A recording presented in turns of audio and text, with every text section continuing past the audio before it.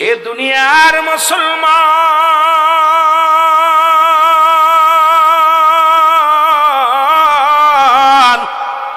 হযরত মূসা আলাইহিস সালামের কথা। মূসা নবীর কাছে আজরাইল আলাইহিস সালাম হাজির হইছে গো। সালাম দা, আসসালামু আলাইকুম ভাই মূসা। মূসা নবী কয় আলাইকুম আসসালাম। তুমি কে? কয় আমি আজরাইল। তুমি কে? আমি আজরাইল। বলে কিসের জন্য আসছো? বলে আপনার সময় জিন্দেগি শেষ, আপনার দুনিয়ার জিন্দেগির হায়াত শেষ হয়ে গেছে, এখন আপনার রূহটা নিয়ে যেতে হবে। এই কারণে আমি আল্লাহর তরফ থেকে আল্লাহ হুকুম দিয়েছে, আপনার কাছে আসতে পাঠাইছে। এখন আপনার রূহটা দেওয়ার জন্য আপনি প্রস্তুতি হয়ে যান। মূসা নবী বলে আজরাইল রে, আমার রূহটা তুমি নিয়ে যাবা ঠিক আছে, তবে কোন জায়গা দিয়ে ঢুকবা আমার ভিতরে বলো। ইমানদারের কত পাওয়ার, ইমানদারের কত শক্তি, কত ক্ষমতা মুসলমান শুনে নাও। মূসা নবী দিয়া শুরু করে দিলাম, তারপরে আপনি ইমানদারের দিকে যাব। আল্লাহর নবী মূসা নবী ডাক দিয়ে বলে আজরাইল, ও আজরাইল, তুমি আমার রূহটা নিবা ঠিক আছে, রূহটা নিবা, আমি তোমার বাধা দিব না, তবে কোন জায়গা দিয়ে ঢুকবা বলো। আজরাইল বলে হুজুর আপনার মুখ দিয়া ঢুকবো। সুবহানাল্লাহ বলেন। কি দিয়া ঢুকবো? মুখ দিয়া ঢুকবো। মূসা নবী ডাক দিয়ে কয় দাঁড়াও, তুমি ভাবলে কেমন করে আমার মুখ দিয়ে তোমার ঢুকতে দিব? তুমি কি জানো না আমার এই মুখ দিয়ে আমি আল্লাহর সঙ্গে কথা বলেছি। আরে যখন আমি তুর পাড়ে আল্লাহর সঙ্গে দিদার করতে গিয়েছিলাম, যখন আমার দিদার হলো, যখন আমি আল্লাহর সঙ্গে সাক্ষাৎ করেছিলাম, তখন আমি আল্লাহর সঙ্গে এই মুখ দিয়ে কথা বলেছি। আর তুমি ভাবলে কেমন করে আমার এই মুখ দিয়ে তোমার ঢুকতে দিব? খবরদার, খবরদার, মুখের দিকে আগাইবি না রে আজরাইল। জোরে জোরে বলো আল্লাহু আকবার। মূসা নবীর লগে আজরাইলের কথা হচ্ছে। আজরাইল বলে হুজুর, তাহলে আপনার নাকের ভিতরে দিয়া ঢুকবো। কোথায় দিয়া? নাকের ভিতরে দিয়া ঢুকবো। মূসা নবী আজরাইল দাঁড়া, তুই কি জানিস না আমি যখন আল্লাহর সঙ্গে তুর পাড়ে কথা বলতেছিলাম, আমি আল্লাহর সঙ্গে মুখ দিয়ে কথা বলেছি আর জান্নাতি ঘিরান এসেছিল। আল্লাহর এই খুশবু গিরান, জান্নাতি গিরান গুলো আমি নাক দিয়ে নিছি, সুতরাং আমার নাক দিয়ে তোরে ঢুকতে দিতে পারি না। তুই ভাবলি কেমন করে যে নাক দিয়ে আমি জান্নাতি গিরান শুকেছি রে, যে গিরানটা আমি আমার আল্লাহর সঙ্গে যখন কথা বলেছিলাম তোর পাড়ে আমার মাওলার সঙ্গে, তখন ওই খুশবু গিরান গুলো আমার নাকে এসে লাগছে। আজরাইল রে, আমার নাকটা দিয়ে তোরে ঢুকতে দিতে পারি না, ফিরে যাও। জোরে জোরে চিল্লায়া বলা যাবে না আল্লাহু আকবার। আজরাইল বলে হুজুর নাক দিয়ে ঢুকবো না, আপনার চোখ দিয়া ঢুকবো। আরে আজরাইল বলে আমি আপনার চোখ দিয়ে ঢুকবো। মূসা নবী আজরাইল দাঁড়াও, তুমি ভাবলে কেমন করে আমার চোখ দিয়ে তোমার ঢুকতে দিব? আমার এই চোখ দিয়ে আমি তুর পাড় দেখেছি, আমার আল্লাহর নূরের তাজাল্লি দেখেছি। সুবহানাল্লাহ বলেন। এরে আল্লাহর নূরের তাজাল্লি এখানে আমার এই চোখ দিয়ে দেখেছি রে। এই চোখ দিয়ে তুমি ঢুকবা, তুমি ভাবলে কেমন করে? আমার আল্লাহর সঙ্গে যখন দিদার করেছিলাম রে আমি মূসা, তখন এই চোখ দুটি দিয়া আল্লাহর নূরের তাজাল্লি খানা আমি এত সুন্দরভাবে দেখেছি, সুতরাং আমার চোখ দিয়ে তোমার ঢুকতে দিতে পারি না। আজরাইল ধমক মেরে কয় আল্লাহর নবী মূসা দাঁড়ান, আমি আজরাইল এখন আল্লাহর হুকুম হয়েছে, আমার যেমনি ইচ্ছা সেমিন্দে প্রবেশ করব, আমি আপনার জানডা নিয়ে যাব, আমার ইচ্ছা যে জায়গাতে পারবো সেই জায়গাতে ঢুকবো, বাধা দিতে পারবেন না। জোরে জোরে চিল্লায়া বলা যাবে না আল্লাহু আকবার। আজরাইল বলে এ মূসা, আল্লাহ আমার হুকুম দিছে আর আমি হুকুমের গোলাম, আমার ইচ্ছা জমিনে আমি সেমিনে ঢুকবো। মূসা আলাইহিস সালাম রাগান্বিত হইয়া এত জোরে একটা থাপ্পড় লাগাইছে, এক থাপ্পড়ে মুখের এক থাপ্পড় মারছে, এক থাপ্পড়ে চোখ দুটা বড় বড় হইয়া একদম চোখের ভিতর থেকে বের হয়ে গেছে। আল্লাহু আকবার। মূসা আলাইহিস সালামের থাপড় খাইয়া আজরাইল কানা হয়ে গেছে। মারহাবা বলেন না? মারহাবা। জোরে কইতেন নি? মারহাবা। আজরাইল সালাম কানা হয়ে গেছে। আজরাইল দুই হাতে দুটি চোখ ধরে কান্দে আর কাল্লা, এ কার কাছে পাঠাইলা? এ যে এত তারা তারা আমারে মাইরা কানা করে ফেলছে আল্লাহ, এখন উপায় কি করি? আল্লাহ কয় আজরাইল আর দেরি করিস না, তাড়াতাড়ি আয়। তোরা জান আনার দরকার নাই, রুট আনার দরকার নাই, আমার দোস্তর বাসায় আমি বুঝবানে, তুই তাড়াতাড়ি ফিরে আয়। আজরাইল আলাইহিস সালাম ফিরে গেলেন আল্লাহর দরবারে, যায় চোখ দুটি কানা হয়ে দাঁড়ায় আছে আল্লাহর দরবারে। আল্লাহ কয় ও আজরাইল, ঘটনাটা কি রে? কয় আল্লাহ এত জোরে থাপড় লাগাইছে, আমার মুখটা বেঁকা হয়ে গেছে, চোখ দুটো কানা হয়ে গেছে, ভিতর থেকে চোখ দুটো বাহির হয়ে গেছে, এখন আমি কিছু দেখতে পাই না, বড় কানা হয়ে গেছি। আল্লাহ আমার হাবিবের খাতিরে রে, আমার নবীর খাতিরে আজরাইল, আমি তোর এই কুদরতি হাত দিয়া চোখ দুটো ভালো করে দিলাম। জোরে জোরে চিল্লায়া বলা যাবে না মারহাবা। আজরাইলের চোখ দুটো সেরে দিলেন কে? জোরে বলেন না। আল্লাহ চোখ দুটো ভালো করে দিয়া, এবার আজরাইল তো ক্ষিপ্ত আছে। আল্লাহ কয় আজরাইল রে, এত রাগ কিসের? আল্লাহ তাড়াতাড়ি হুকুম দেন, ওরে সাইজ করে আসে। ও যে মারামারি ছিল আমার কানা করে হেলাইছিল, এখন জানটা নিয়ে আসে। আল্লাহ কয় আজরাইল, আমার মুসা নবীর জান কবজ তোমার করা লাগবে না। পৃথিবীতে যত নবী পাঠাইছি তার ভিতরে আমার মুসা একটু রাগান্বিত বেশি, একটু তেজ বেশি, আমার মুসা একটু গরম বেশি রে। আমার মুসারের জানটা আমি নিজে আল্লাহ ব্যবস্থা নিব, আমি আল্লাহর রূহের ব্যবস্থা নিব, তোমার জানটা কবজ করা লাগবে না, আমার নবী মুসার কাছে আর যাওয়া লাগবে না। জোরে জোরে চিল্লায়া বলা যাবে না মারহাবা। কিছুদিন পরে আল্লাহ পাক ওহীর মাধ্যমে ডাকতে বলে নবী মুসা রে, এ নবী মুসা। মুসা কাল্লাজি বলে মুসা রে, শোনো রে মুসা, একটা বকরির গায়ে যত পরিমাণ পশম আছে, একটা মশির গায়ে, একটা মেশির গায়ে যতগুলো পশম আছে, এতদিন পর্যন্ত যদি এত কয় বছর, যদি এত 100 বছর যদি হায়াত তুমি চাও, আমি আল্লাহ এই পরিমাণ হায়াত তোমারে দান করলাম। তুমি যতদিন ইচ্ছা ততদিন থাকতে পারো, এত পরিমাণ হায়াত আমি তোমারে দিয়ে দিলাম। মুসা নবী কাল্লা, তারপরে কি হবে? এতগুলো হায়াত দেওয়ার পরে তারপরে কি হবে বলেন? কয় তারপরে তোমার মরণ হবে। মুসা নবী কয় তাহলে আমার আর একদিন হায়াত দরকার নাই, যদি এরপরে মরাই লাগবে তাহলে হায়াত নিয়ে লাভ কি?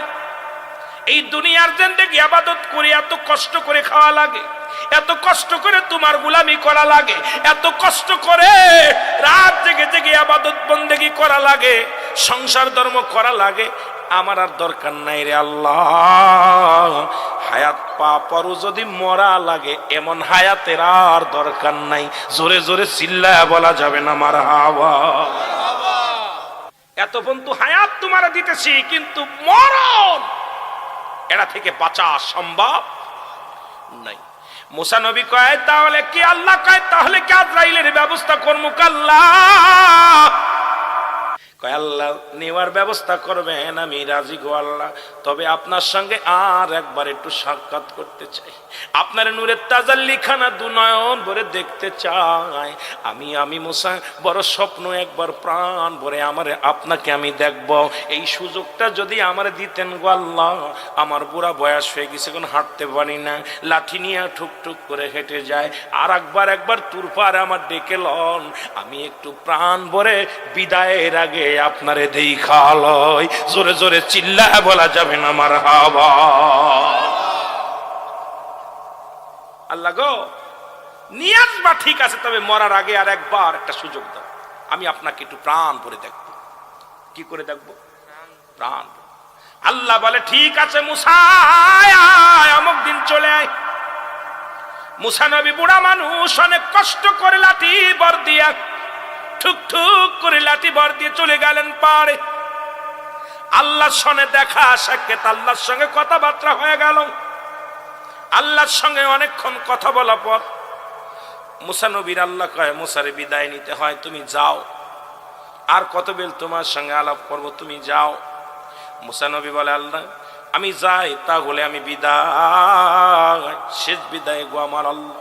আমি আমার সামরার চোখ দিয়ে আপনার নূরের তাজাল্লি দেখলাম, ওই জান্নাতে ঘিরান আমি নাক দিয়ে নিলাম, আমার এই মুখ দিয়ে আপনার সঙ্গে সুন্দর সুন্দর কথা বললাম গো আল্লাহ। এখন আমি বুড়া হয়ে গেছি, আর আমার সংসার ধর্ম ভালো লাগে না, আর কোনো কিছুই ভালো লাগে না, ইবাদত বন্দেগী করতে গেলে কষ্ট হয়। আল্লাহ তোমার কাছে ফিরে যাব, তবে আল্লাহ তোমার দেখার স্বাদ আমার মিটে গেছে, আর আমার স্বাদ নাই, অনেক দেখে ফেলেছি আল্লাহ, আবার দেখতে চাই জান্নাতের মধ্যে। আমার আল্লাহ কয় মুসা রে, যাবার সময় চলে যাচ্ছে, যাওয়ার আগে ওই পাহাড়ের মধ্যে একটা লাঠি দিয়া বাড়ি মারো। আল্লাহু আকবার বলো। মুসা নবী বলে আল্লাহ বাড়ি মারার আগে একটা ইতিহাস আমি জানতে চাই, সেটা হলো আমার বনি ইসরাইল কমের মধ্যে যত মাকলুকাত আছে গো, এই জমিনের মধ্যে যত মাকলুকাত আছে, কাউকে তুমি না খায়া রাখো না, কাউকে কষ্ট দিও না আল্লাহ। বনি ইসরাইল কমের মানুষদের তুমি কষ্ট দিও না আল্লাহ, আমার উম্মতের কষ্ট দিও না, যত মাকলুকাত আছে সবাইরে তুমি কাউরে কষ্ট দিও না রে আল্লাহ, আর সবাইরে তুমি খাবারের ব্যবস্থা করে দিবা আমার আল্লাহ। আল্লাহ কয় মুসা রে, তোমার আর বলা লাগবে না, তোমার হাতের লাঠি দিয়া বাড়ি মারো পাহাড়ের মধ্যে। মুসা নবীর হাতের লাঠি দিয়া বাড়ি মারলেন পাহাড়ের মধ্যে। বাড়ি মারার সঙ্গে সঙ্গে মুসা নবী দেখতে পায় এই পাহাড়ের মধ্যে বিশাল একটা নদী। মারহাবা বলে, আর একটু জোরে বলে মারহাবা।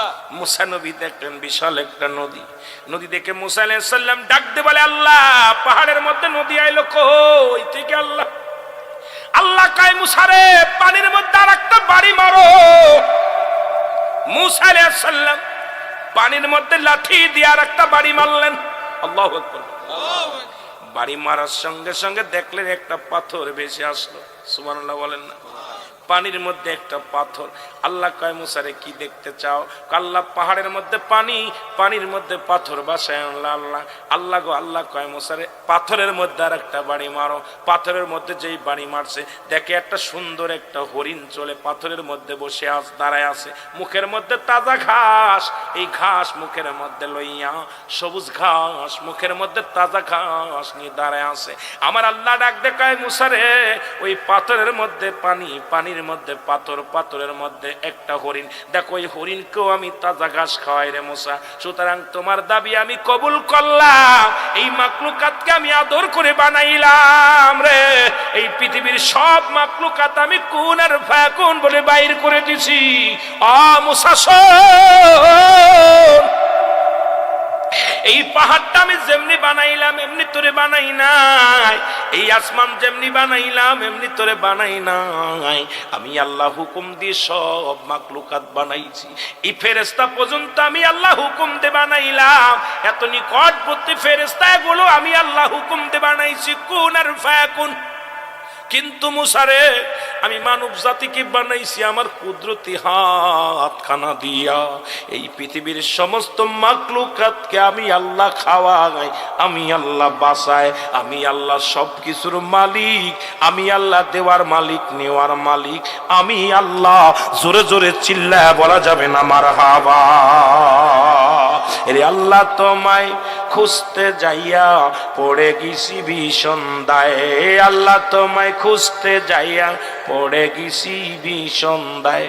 তুমি মানুষ দিয়া মানুষ বানাও, তুমি মানুষ দিয়া মানুষ বানাও, তুমি থাকো কোন জায়গায়? আল্লাহ তোমায় খুঁজতে যাইয়া পড়ে গেছি ভীষণ দায়ে। জোরে বলেন ঠিক কিনা?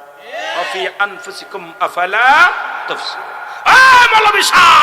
আল্লাহ বলে বান্দারে, আমি তোদের কোথায় আকাশে বাতাসে জমিনে মন্দিরে মসজিদে থাকি না, আমি আল্লাহ থাকি মুমিনের কলবে।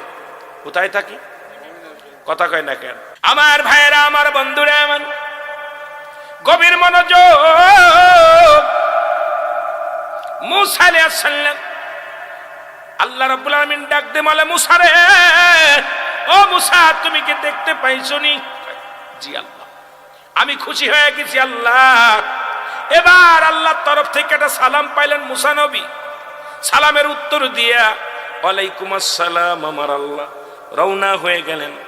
যাইতে যাইতে বিশাল একটা মরু প্রান্তরে গেলেন, যায় দেখে 7 জন ব্যক্তি বইয়া একটা কবর খুঁজতেছে। ভালো করে ইতিহাসটা শুনে নেন বাবা। কবর খোঁড়ে কয়জন ব্যক্তি? 7 জন লোকে বিশাল একটা মরু প্রান্তরে বালুর চরে কবর খোঁজে। মুসা আলাইহিস সালাম চিন্তা করে কোনো মানুষ দেখা যায় না আশপাশে, কোনো বাড়ি ঘর দূর নাই, এখানে কবর। আস্তে আস্তে করে মুসা নবী ওখানে চলে গেলেন, সালাম দিলেন, আসসালামু আলাইকুম ভাইরা, আপনারা কার কবর খোঁজেন? কয়েকটা মানুষ মারা গেছে, তার কবর খুঁড়তেছি। বলে সেই মানুষটা কোথায়? বলে আছে, আগে কবরটা খুঁজেনি। আপনি যদি আমাদের সঙ্গে শরীক হতে চান শরীক হন। মুসা নবী বলে তাহলে দেন, আমার কাছে অস্ত্র দেন। মুসা নবী নিজের কবর নিচে খুঁজলেন। ভালো করে জেনে নেন বাবা, আজকে ভালো করে জানেন। এবার মুসা নবী নিজ হাতে কবরটা খুললেন, খোঁড়া হয়ে চমৎকার একটা কবর খুললেন। ওই 7 জন ছিল ফেরেশতা, ওরা ছিল না মানুষ। জোরে জোরে বলেন আল্লাহু আকবার। কবরটা খোঁড়া হয়ে গেল। মুসা নবী বলে অনেক চমৎকার কবর হলো, সুন্দর কবর হয়েছে। এবার ফেরেশতারা বলে হুজুর বেয়াদবি মনে না করলে একটু কবরটার ভিতরে শুয়ে দেখেন, কারণ যে মানুষটা মারা যাবে, যে মানুষটাই কবরে রাখবো, সেই মানুষটা লম্বা আপনার মতো, সেই মানুষটা চওড়া আপনার মতো, দেখতে শুনতে আপনার মতো। আপনার মাপ যদি ঠিক হয় তাহলে আমাদের কবরটা খোঁজা সার্থক হবে। আপনি একটু দয়া করে যদি কবরটার ভিতরে শুইতেন। মুসা নবী ওনাদের ফেরেশতাদের কথা বুঝতে পারে নাই, উনি তো ফেরেশতারা মানব রূপে রয়েছে। এবার কবরের ভিতরে শুইয়া হাত দুটে মেলে দিয়ে বলে, আল্লাহ এত সুন্দর জায়গা, নির্জন জায়গা, বড়ই চমৎকার রে আল্লাহ। তবে এই কবরে একাকার হয়ে কেমনে দিন কাটাবে, কেমনে রাত কাটাবে, এই ভাবনার মধ্যে যখন আছে ডাকতে বলে, আমার মালিক এইরকম একটা জায়গা তুমি আমার কবুল করো। আল্লাহ আজরাইল দেরি করিস না, দৌড়ে যা, একটা আপেল নিয়ে যা, জান্নাতি একটা আপেল নিয়ে যা। মুসা নবীর কাছে আইসা ফেরেশতা একটা আপেল দিলেন, হুজুর খান, কবর ভিতরে শুয়ে শুয়ে খান, একটু অপেক্ষা করেন। যখন আপেলের মধ্যে কামড় দিছে, আমার আল্লাহ মুসা আলাইহিস সালামের জানটা কবজ করে নিয়ে গেছে। জোরে বলেন মারহাবা। আর একটু জোরে বল আল্লাহু আকবার। ওরে আজ না হয় কাল তুমি যাইবা কবরে, মরার পরে দেখবা চাইয়া গো, হায় হায় মরার পরে দেখলা চাইয়া গো, তোমার সবই রইল পরে, মরার পরে দেখবা চাইয়া। আরো জোরে বলে, আজ না হয় কাল তুমি, আরো জোরে, আজ না হয় কাল তুমি যাইবা কবরে, মরার পরে দেখবা চাইয়া গো, তোমার সবই রইল, মরার পরে দেখবা চাইয়া। ওরে দাদাই গেছে বাবাই গেছে, কেউ না আর ফিরিল গো, দাদাই গেছে বাবাই গেছে, কেউ না আসলো আর ফিরে, মরার পরে দেখবা চাইয়া গো, তুমি মরার পরে। এ দুনিয়ার মুসলমান,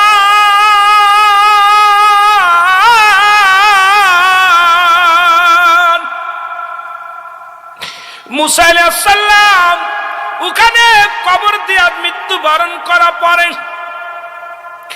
এরপরে কবর থেকে ফেরেশতারা উত্তোলন করলেন, উত্তোলন করিয়া গোসল করাইলেন, গোসল করাইয়া কাফন পরাইলেন, কাফন পরাইয়া দাফন করাইলেন। ফেরেশতারা গোসল করাইছে মুসা নবীর, ফেরেশতারা জানাজা পড়ছে মুসা নবীর। এরপরে কবরটার ধুলাবালিগুলো মিশাইয়া দিলেন। আজ পর্যন্ত বনি ইসরাইল লোকেরা মুসা আলাইহিস সালামের কবরটা খুঁজে পায় নাই। ও মুসলমান শুনে নাও, কত ওনার কমের লোকেরা নবী মুসার কবরটা খুঁজেছে, আজ পর্যন্ত পায় নাই রে বাবা। সবাই জানে এই মহল্লার মধ্যে, এই জমিনের মধ্যে মুসা নবী শুয়ে আছে গো। যদিও কেউ আজনবী, কেউ বলেছে মুসা নবী এরিয়ার মধ্যে আছে। আলন্দাজ অনেকেই বলে এইখানে মুসা নবী শুয়ে আছে, কারণ মুসা নবীর কাফন দাপন দুনিয়ার কোনো মানুষ করে নাই। মুসা নবীর কাফন দাপন করেছে আল্লাহর ফেরেশতারা, গোসল করাইছে ফেরেশতারা, দাফন করাইছে ফেরেশতারা, কাফন পরাইছে ফেরেশতারা। ও মুসলমান শুনে নাও, আল্লাহ তাকে এত সম্মানের তবু দুনিয়া থেকে বিদায় করে দিছে, তবু মরা লাগছে, বেঁচে নাই, বেঁচে নাই, বেঁচে নাই। জোরে বলেন ঠিক কি না? আমার ভাইয়েরা, আমার বন্ধুরা, আমার এক নাম্বার বিপদ মরণ, দুই নাম্বার হলো কবর। কবর বলতে বোঝায়, আমরা মনে করি বাড়ির আশেপাশে আমতলা জামতলা, আজকে কবরবাসীর রুহের মাগফিরাত কামনায় মাহফিল, এলাকাবাসী কবরবাসীদের স্মরণে মাহফিল খানা করেছে। কবর বলতে বোঝায় মানুষের বাড়ির আশপাশে 3.5 হাত গর্ত করে যেখানে রাখা হয় ওটাকে বলা হয় কবর। বাদান শুনে নেন, কবর বলতে বোঝায় মানুষের মৃত্যুর পর থেকে শুরু করে কিয়ামত পর্যন্ত জগৎটাকে বলা হয় কবরের জগৎ। আমার দাদু ভাইয়েরা শুনে নেন, যারা আগুনে পুড়ে মারা গেল তাদের কবর কোথায়? যারা হাঙ্গর কুমিরে খাইলো তাদের কবর কোথায়? যারা দুনিয়ার মধ্যে পানিতে ডুবে মারা গেল তাদের কবর কোথায়? কবর বলতে বোঝায় মানুষের মৃত্যুর পর থেকে শুরু করে কিয়ামত পর্যন্ত জগৎটাকে বলা হয় কবরের জগৎ। এ দুনিয়ার মুসলমান, গভীর মনোযোগ। আল্লাহ তাআলা দয়া করে মায়া করে রিয়াজুল জান্নাহ বেহেশতের বাগানে আপনাকে আমাকে আসার মতো বসার মতো সুযোগ দান করলো। খুশি না বেজার? খুশি। এ সময় কত মানুষ জেলখানায়, কত মানুষ হাসপাতালে, কত মানুষ মৃত্যু শয্যায় সজ্জিত। এরে মুসলমান, গভীর মনোযোগ। এই পৃথিবীর মায়া ছেড়ে চলে যেতে হবে। রুহটা নিয়ে যাবে আজরাইল। দুনিয়ার সম্পদ নিবে সন্তানেরা, আহলে বায়াত নিবে ভাগাভাগি করিয়া, বডিটা নিবে কবরে। ও মুসলমান, আপনি কি লয়া থাকবেন? কবরে আমল নিয়া থাকবেন মাত্র কবরে। এই মাটি থেকে যখন বিদায়ের জন্য প্রস্তুতি হয়ে যাবে আপনাকে, এই দুনিয়ার আজরাইল আলাইহিস সালাম যখন রুহটা নিয়ে যাবে, আজরাইল নিয়ে যাবে রুহু। কে নিয়ে যাবে? আজরাইল নিয়ে যাবে। রুহটা পড়ে থাকবে জমিনের মধ্যে। আপনার ধন দৌলত নিয়ে যাবে সন্তানেরা, আপনার স্ত্রী, আপনার ছেলে, আপনার মেয়ে, পরিবার পরিজন যারা আছে সবাই এই ধন সম্পদ নিয়ে নিবে। মুসলমান, আপনার বডিটা নেবে কে? আপনার বডিটা নিবে কবরে। এই বডিটা নেবে কোথায়? কবরে। আপনার আমল নিবে কে? আমল নিয়ে যাবেন মাত্র কবরে। কোথায় নিয়ে যাবেন? কবরে নিয়ে যাবেন। কবরে নিয়ে যাবেন। আমল হয় নেক আমল নাই বদ আমল। এই দুনিয়ার সম্পদ খাবে লোকে, আপনার দেহ খাবে পোকে। ঠিক কিনা? আর একটু জোরে বলেন। এই বডিটা খাবার হবে কার? পোকের খাবার হবে। কিসের খাবার? পোকামা করে আপনার বডিটা খাবে। আপনার বলতে কিচ্ছু নাই, আপনার আমলবিহীন রে মুসলমান। আমলবিহীন কিচ্ছু নাই, কিচ্ছু নাই। হারাম খাইয়া দুনিয়ার মধ্যে চলচতুরি করিয়া বডি বানাইলাম, দেহটা গোল্লারে মস্তান। সব কিছু তোমার বিসর্জন, সব কিছু শেষ হয়ে যাবে। যখন দুনিয়া থেকে বিদায় হয়ে যাবা, সব কিছু পড়ে থাকবে, তোমার বলতে কিচ্ছু থাকবে না। এই জন্য বেশি বেশি আমল ছাড়া কোনো পথ নাই। জোরে বলেন ঠিক কিনা? এই পৃথিবীর মধ্যে আসার একটা সিরিয়াল আছে গো, যাওয়ার কোনো সিরিয়াল নাই। পৃথিবীর মধ্যে আসার সিরিয়াল আছে, যার কোনো সিরিয়াল নাই। দেখা যায় সন্তান জিন্দা, বাবা নাই, বাবা জিন্দা, সন্তান নাই। অনেকের আব্বা দুনিয়ার মধ্যে জিন্দা, সন্তানের লাশ কাঁধে করে নিয়ে গেছে। ওই বাবারে জিগাইবেন সন্তানের লাশ কত বাড়ি রে মুসলমান? সন্তানের জিগাইবেন তোর বাবার লাশটা কত বাড়ি? এই দুনিয়ার মধ্যে বাবাই বলবে, ও দুনিয়ার মানুষ শোনো, এই আসমান জমিনের মধ্যে এত ভারী বস্তু জীবনেও কাঁধে করি না। এ আমার ভাইয়েরা, আমার বন্ধুরে, আমার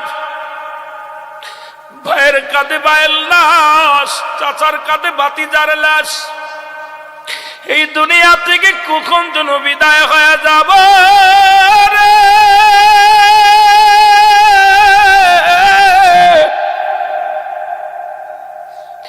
এই দুনিয়ার মধ্যে ছিলাম না, থাকবো না, থাকো সম্ভব না। আল্লাহ, যেদিন এই পৃথিবী থেকে আমাদের লয়া যাবা, আমাদের ইমানটাকে মজবুত বানায়া দিও আল্লাহ, আমাদের ইমানটাকে হারায়া দিও না।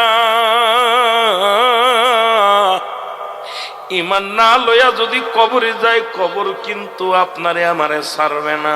জোরে জোরে চিল্লায় বলা যাবে না আল্লাহু আকবার। মানুষের মৃত্যু হয় দুইটা টাইমে, একটা হলো রাতের বেলা, একটা হলো দিনের বেলা। হয় মৃত্যু হয় রাত্রে, না হয় দিনে। জোরে কোন ঠিক কিনা? কয় বেলা মৃত্যু হয়? দুইটা বেলা। একটা হলো রাতের বেলা, না হয় দিনের বেলা। দিন শেষ করেছেন, মৃত্যুবরণ করেন নাই। রাত শুরু করেছেন, মৃত্যুবরণ করেন নাই। ওরে সারা রাত যতটুকু সময় আছে জিন্দা থাকবো কেউ বলতে পারি না। মানুষের তিনটা বিপদ। নাম্বার 1 হলো মানুষের মরণ, নাম্বার 2 হলো কবর, নাম্বার 3 হলো কিয়ামতের ময়দান, নাম্বার 1 হলো মানুষের মরণ। এই মরণের পেয়ালা পান করতে হবে, এর মধ্যে কোনো সন্দেহ নাই। জোরে জোরে চিল্লায় বলা যাবে না ঠিক কিনা? রে আল্লামা মুফতি আমজাদ আলী সাহেব একটা কিতাব লিখলো গো। এই কিতাবের মধ্যে উনি বয়ান করলেন, দুনিয়ার মানুষ শোনো, মানুষের সাধারণ মৃত্যু হয়। খাবার খাইতে যে মারা যায়, নামাজের অবস্থায় মারা যায়, ঘুমের ঘরে মারা যায়। এই মৃত্যুটা হলো 70টা উটের গায়ের চামড়া জবাই না করিয়া উল্টো দিকে টান দিয়া লবণার মরিচ লাগায় দিলে যতটুকু যন্ত্রণা হয়, এর চাইতে 70 গুণ যন্ত্রণা একটা সাধারণ মৃত্যু। এখন বাবা, আমরা মরণকালে অনেকে পায়খানা করে দেয়, মরণের সময় অনেকে প্রস্রাব করে দেয়, অনেকেই মরণের সময়, ও আমার দাদু ভাইয়েরা, মরণের সময় চোখ দুটি বড় বড় হয়ে যায়, অনেকের মরণের সময় জিহ্বাটা বাইর হয়ে যায়। কত মানুষের দাপন করাইলা রে,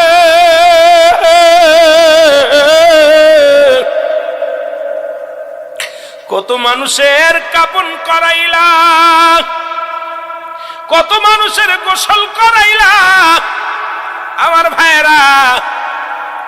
এই কত মানুষের দেখলাম মরণের সময় জিহ্বাটা বাইর হয়ে গেছে। এই জিহ্বাটার মুখের ভিতরে দেওয়া যায় না, ঢুকানো সম্ভব না। চোখ দুটি বড় বড় হয়ে গেছে, এই চোখটা বন্ধ করার জন্য অনেক চেষ্টা করা হয়। ইমাম সাহেব হুজুর বলে, তাড়াতাড়ি চোখ দুটি বন্ধ করে দাও। চোখটা বন্ধ হয় না। ও মুসলমান, কত পাটা বেঁকা হয়ে যায়। এই দুটি পায়ের আঙ্গুল বেঁধে দেয় সোজা করার জন্য, অনেকের হয়, অনেকের হয় না। আর এত যন্ত্রণা দিয়ে যদি সহজ মৃত্যু হয়, কঠিন মৃত্যুটা কত কঠিন হয়। জোরে জোরে চিল্লায় বলা যাবে না আল্লাহু আকবার। আর একটু জোরে জোরে চিল্লায় বলেন আল্লাহু আকবার। রে আজ না হয় কাল তুমি যাইবা কবরে, মরার পরে দেখবে চেয়া গো তুমি, মরার পরে দেখবে চেয়া গো, তোমার সবই রইল পরে, মরার পরে দেখবে চেয়া গো, তোমার সবই রইল পরে, মরার পরে আজ না হয় কাল তুমি যাইবা কবরে, আজ না হয় কাল তুমি যাইবা কবরে, মরার পরে দেখবে চেয়ে গো, তোমার ছবি রইল পরে, মরার পরে দাদাই গেছে, বাবাই গেছে, বাবাই গেল দাদাই গেল কেউ না আর আইলো ফিরে, ওরে দাদাই গেছে বাবাই গেছে কেউ না আইলো আর ফিরে, ওরে মরার পরে দেখবে চেয়ে গো তুমি, মরার পরে দেখবে চেয়ে গো। জোরে বলেন আল্লাহু আকবার। এ দুনিয়ার মুসলমান,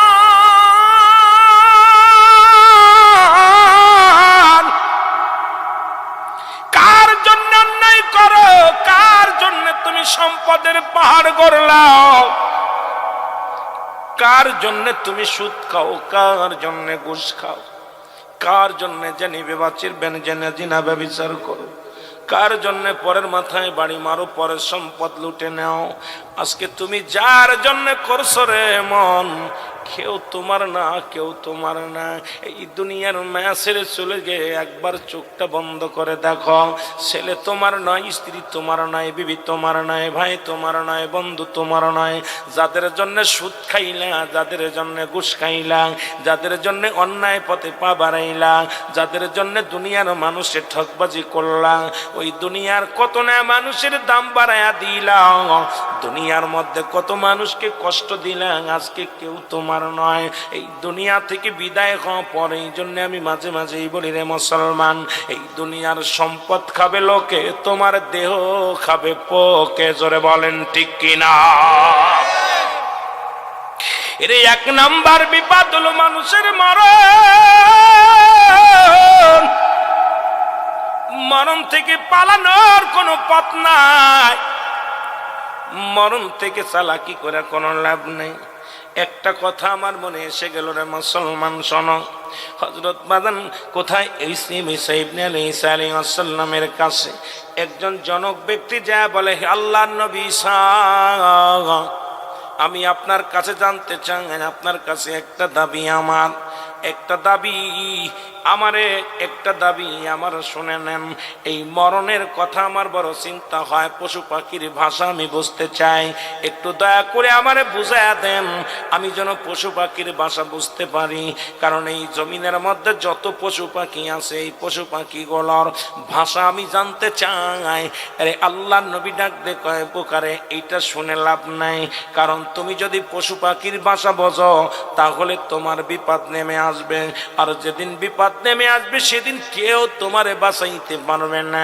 এইগুলো তুমি শিখতে যেও না। অনেক অনুনয় বিনয় করলেন, করার পর বলে, তোমার গৃহপালিত পশু, তোমার বাড়িতে যে পশুগুলো আছে এটার ভাষা আমি শিখাইয়া দিলাম, যাও তুমি এই ভাষাগুলো বুঝতে পারবা। উনি বাড়ি চলে আসলেন, বাড়ি আসিয়া মুসলমান শোনো, এর লম্বা আলোচনা ছোট্ট করে দিব গো। বাড়ি আসিয়া উনি কি করলেন, তিনটা রুটি বানাইলেন। একটা রুটি বানাইয়া, এই রুটি বানাইয়া সকালবেলা এক টুকরা রুটি যখন কুকুরের সামনে ছুঁড়ে মারলেন, এই রুটি টুকরা দৌড়ে আসিয়া মরক লাভ দিয়ে আসিয়া মরকটা নিয়ে চলে গেলেন, এই মরকটা তুলে নিয়ে চলে গেলেন। কুকুর ডাকতে বলে, মরক রে, তুই আমার সামনে থেকে রুটির টুকরা নিয়ে গেলি, তুই তো পোকা মাকড় খাইতে পারিস, আমি তো পোকা মাকড় খাই না। আমার মালিক একটা রুটি দিল, সেই রুটিটা তুই নিয়ে গেলি। এবার মুসলমান মরক বলে, ও কুকুর ভাই শোনো, আজকে মালিকের বড় গাদাটা মারা যাবে, ওই গাদাটা মাঠের মধ্যে ফেলে আসবে, এই গাদার গোস্ত তুমি প্রাণ ভরে খাবা, আমি তোর গোস্ত খাবো না। এইবার অপেক্ষায় থাকলেন, মালিক ওই গাদাটা নিয়ে বিক্রি করে দিলেন, বাজারে বিক্রি করে দিলেন। আমার বাজানেরা শুনে নাও, দিলের কান্ডা লাগা শুনে নাও, গাদাটা বিক্রি করে দিলেন। পরের দিন সকালবেলা ওইটা আর এক টুকরা রুটি সিরিয়া রে টান দিয়ে দিলেন ফেলে, মরক আসিয়া লাভ দে উড়ি আসিয়া মরক নিয়ে গেলেন। ডাক দে কয়, কুকুরে মরক রে, তুই একটা মৃত্যুক, তুই একটা ধোঁকাবাজ। গতকালকে বলেছিলি যে, গতকালকে বললি গাদা মারা যাবে, গাদা তো বিক্রি করে দিছে মালিক, আমি গোস্ত খাইতে পারি নাই, তোর কারণে আমি না খেয়েছিলাম, তোর কারণে আমি অনাহারে ছিলাম। এবার মরক ডাক দে বলে, কুকুর ভাই, আজকে মালিকের ঘোড়াটা মারা যাবে, ঘোড়াটা মারা যাবে, মাঠের মধ্যে ফেলে দিবে, তুমি খাওয়া। পরে মুসলমান খাওয়ার আশায় থাকলেন, মালিক ঘোড়াটাও বিক্রি করে দিলেন। এবার পরের দিন আবার যখন মুসলমান আর একটা রুটি ফেলে দিছেন, আবার মরগে সে লাফ দিয়ে আসিয়া কুকুরের সামনে থেকে নিয়ে যায়। কুকুর কয় ধোকা বাস মৃত্যু, তুই দুদিন আমার ধোকা দিছিস, আজকে ধোকা দিয়ে কাজ হবে না, তোর মাথা খাইব, তোর ঘাটটা মুসড়ায় খাবো। মরগ কয় দোস্ত তুমি রাগ করো না।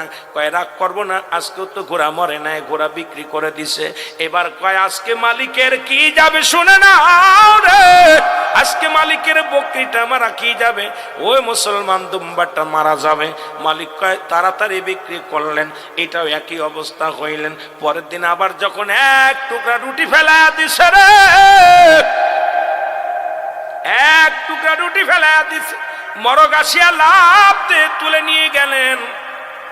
কুকুর এইবার রাগান্বিত হইয়া মরগরে ধরলেন দাবড়াইয়া, ধরে কয় আজকে তোর ঘাটটা মুসরায় খামু, আজকে তোর আর বাসন নাই, 3 দিন আমারে না খাওয়াই রাখছিস, বড় কষ্টের মধ্যে আসি। এবার মরগ বলে দোস্ত আমারে ছেড়ে দাও, আজকে শুভ সংবাদটা শোনো, আজকে রাত 12টার সময় মালিক নিজেই মারা যাবে। জোরে জোরে চিল্লা বলা যাবে না আল্লাহু আকবার। আজকে রাত 12টার সময় মালিক মারা যাবে। মালিক একটা চিৎকার মেরে বলে মালিক,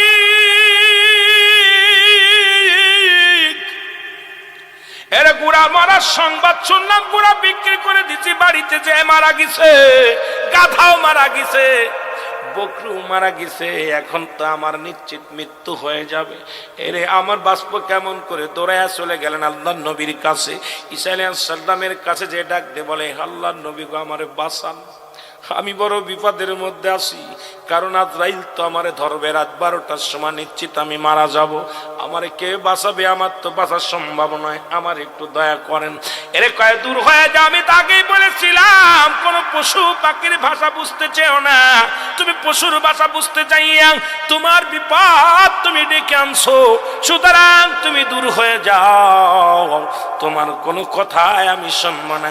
চোখের পানি ছেড়ে কাঁদতে লাগলেন আর বলে আমারে বাঁচান, আমারে বাঁচান।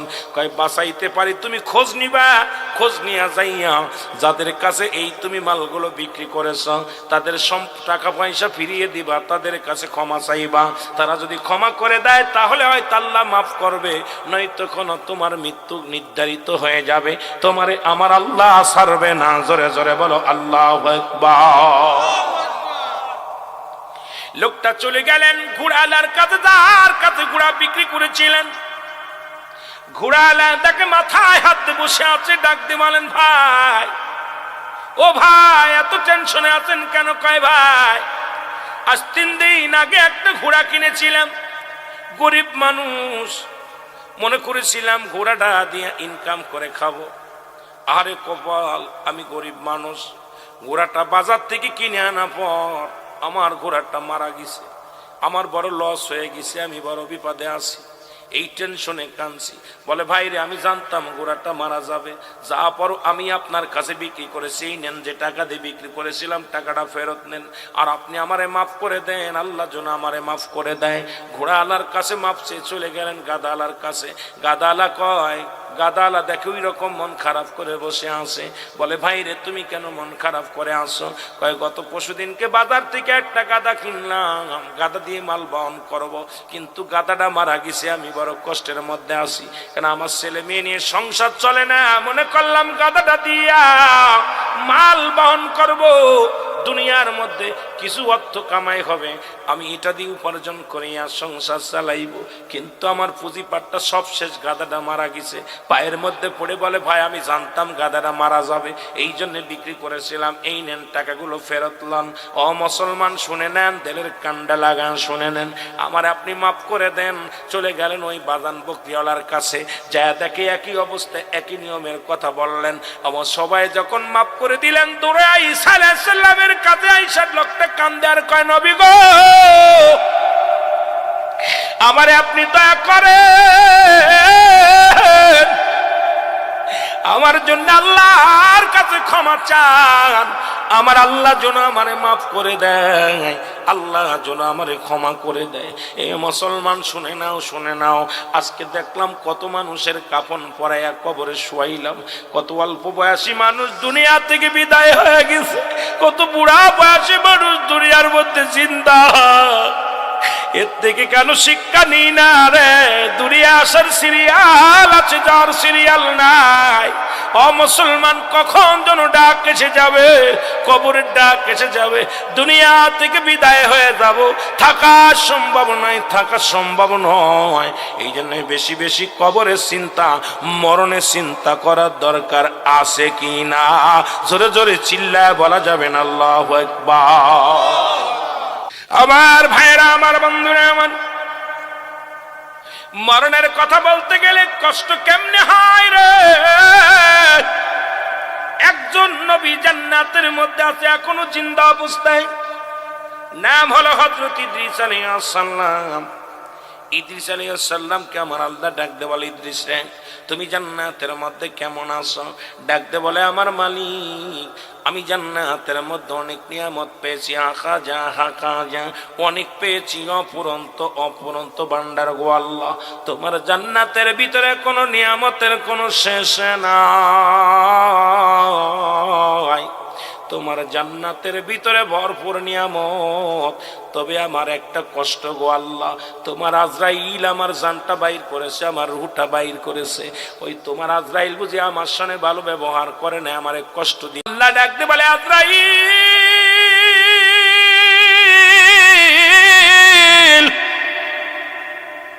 দৌড়ে যাও, দৌড়ে যাও, আমার নবী ইদ্রিস আলাইহিস সালামকে জানে আসো তুমি কেমনে জানটা বাইর করেছো। আজরাইল আলাইহিস সালাম চলে আসলেন হযরত ইদ্রিস আলাইহিস সালামের কাছে, সালাম দা, আসসালামু আলাইকুম ভাই ইদ্রিস আলাইহিস সালাম, আমি আপনার কাছে আসি। বলে, হুজুর আপনি কিসের জন্য ডাকছেন বলেন? বলে, আজরাইল রে আগে বলো আমার রূহটা তুমি কেমনে বাইর করেছিলে, আমার জানটা কেমনে বাইর করেছিলে? আজরাইল ডাকতে বলে, হুজুর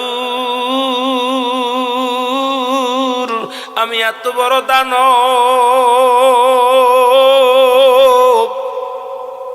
এই আসমানের মধ্যে থাকে আমার মাথা মুবারক, এই জমিনের মধ্যে থাকে আমার পা মুবারক, এই জমিনের মধ্যে যত পানি আছে সমস্ত পানিগুলো যদি আমার মাথায় ঢেলে দেওয়া হয় একটু পানিও গড়ে পড়বে না জমিনের মধ্যে। আমি এত বড় দানব গো আল্লাহর নবী। এর আজরাইল ডাকতে বলে, হুজুর আপনার জানটা আমি বাইর করেছি, মায়ের বুকে দুধ খাইতে খাইতে সন্তান যেমনি ঘুমায় যায় তদ্রূপ আপনার রূহটা আমি বাইর করেছি, আপনাকে কোনো কষ্ট দিই নাই, আপনাকে কোনো বেদনা দিই নাই, যন্ত্রণা দিই নাই, শুধু আপনার বুকের উপরে হাতখানা রেখেছিলাম আল্লাহর নবী গো, আপনাকে কোনো কষ্ট দিই নাই। রে আজরাইল বলার সঙ্গে সঙ্গে ইদ্রিস আলাইহিস সালাম একটা ডাক দিয়ে বলে, আজরাইল রে ওরে এত সহজ মৃত্যু যদি এত কঠিন হয়, যাদের রূহ নেয়ার সময় প্রস্রাব করে দেয়, যাদের রূহ নেয়ার সময় পায়খানা করে দেয়, যাদের রূহ নেয়ার সময় জিহ্বা বাইর হয়ে যায়, তাদের মৃত্যুটা কত কঠিন হয়। এ আমার ভাইরা, আমার বন্ধুরা, আমার সহজ মৃত্যু যদি এত কঠিন হয়, কঠিন মৃত্যুটা কত কঠিন হবে। এই মরণের পেয়ালা পান করতেই হবে, এর মধ্যে কোনো সন্দেহ নাই।